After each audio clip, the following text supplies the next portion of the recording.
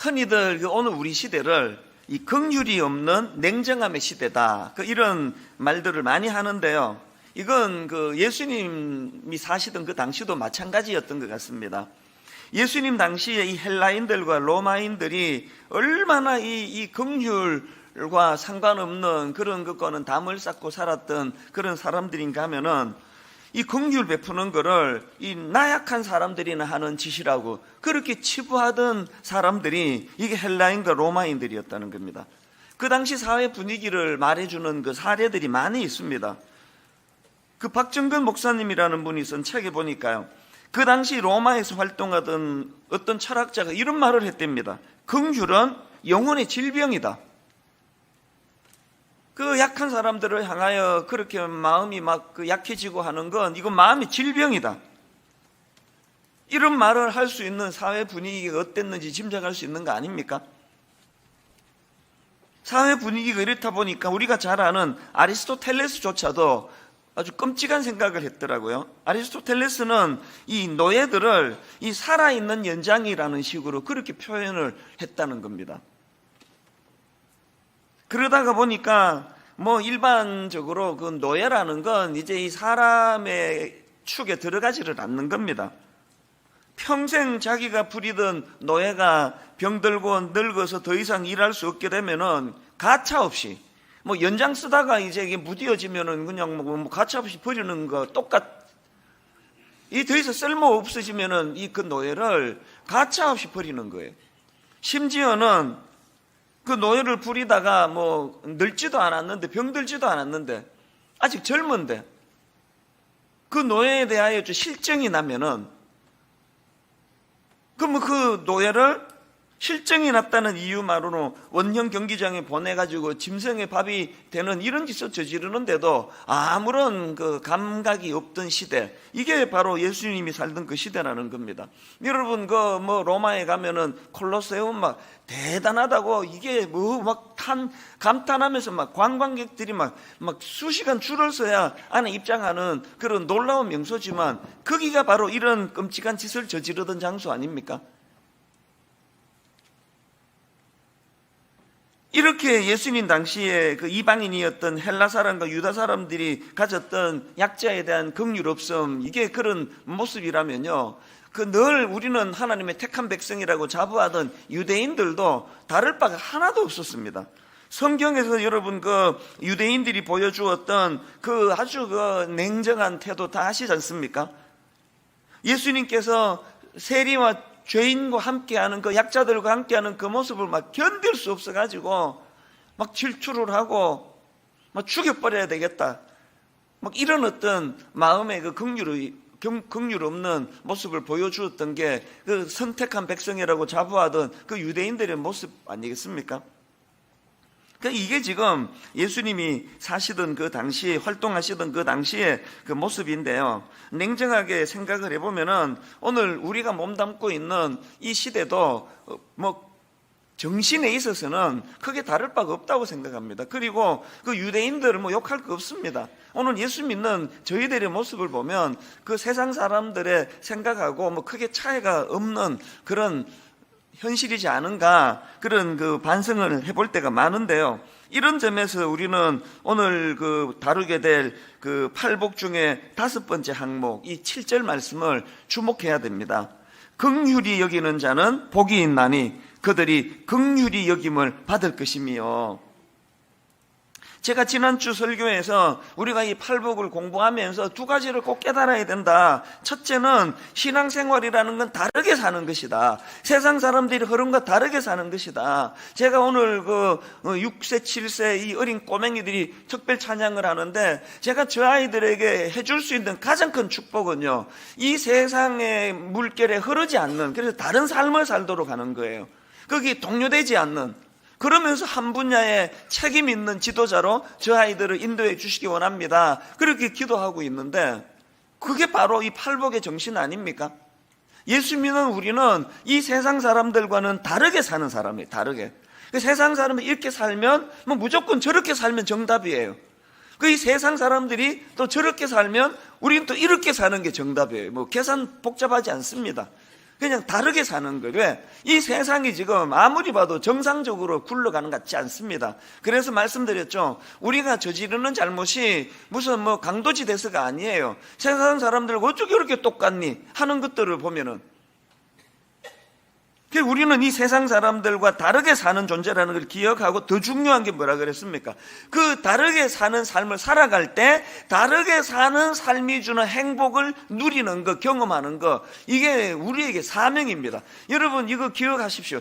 여러분이 행복한 게 사명이에요. 어떻게 행복한 거? 주님 안에서 다르게 살 때 행복한 거. 세상과 같이 사니까 행복하더라. 그 사명 아닙니다.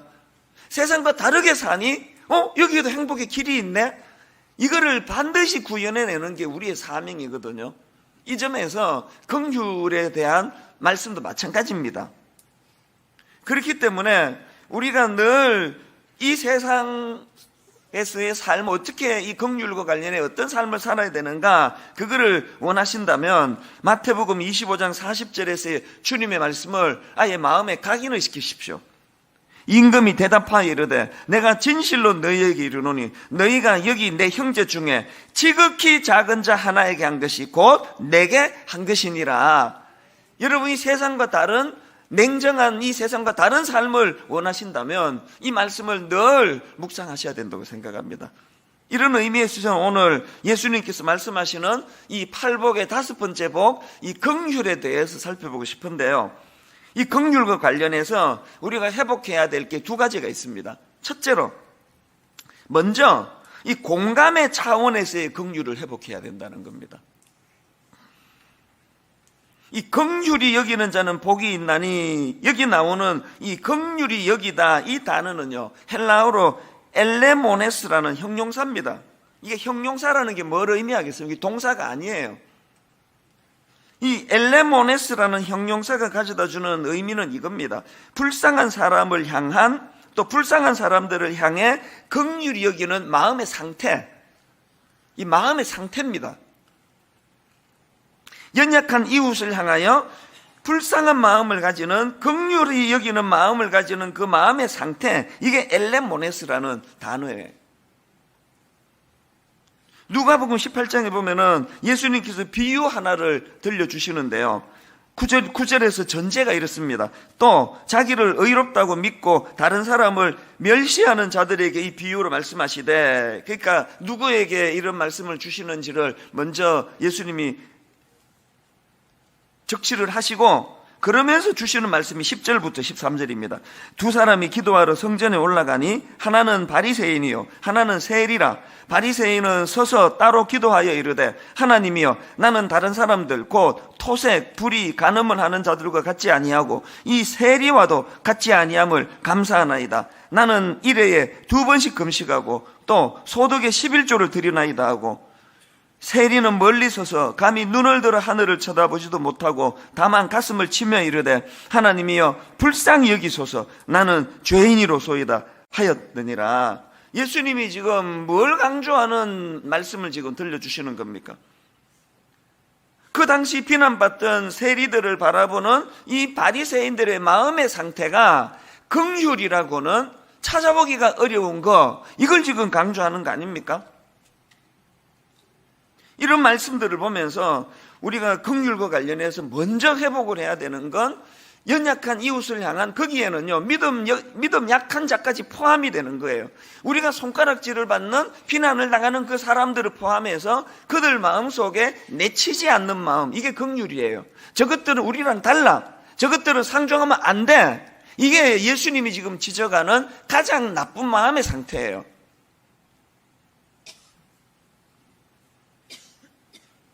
주석가 바클레이라는 분이 이 긍휼에 대하여 이렇게 풀이합니다.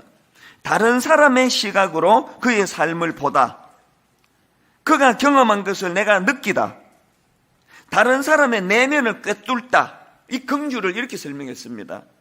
다른 사람의 시각으로 그의 삶을 보는 게 뭡니까? 요즘에 그 종종 심리학자들이 말하는 공감 능력 아닙니까? 공감 능력. 긍휼은 공감 능력에서부터 시작한다는 겁니다.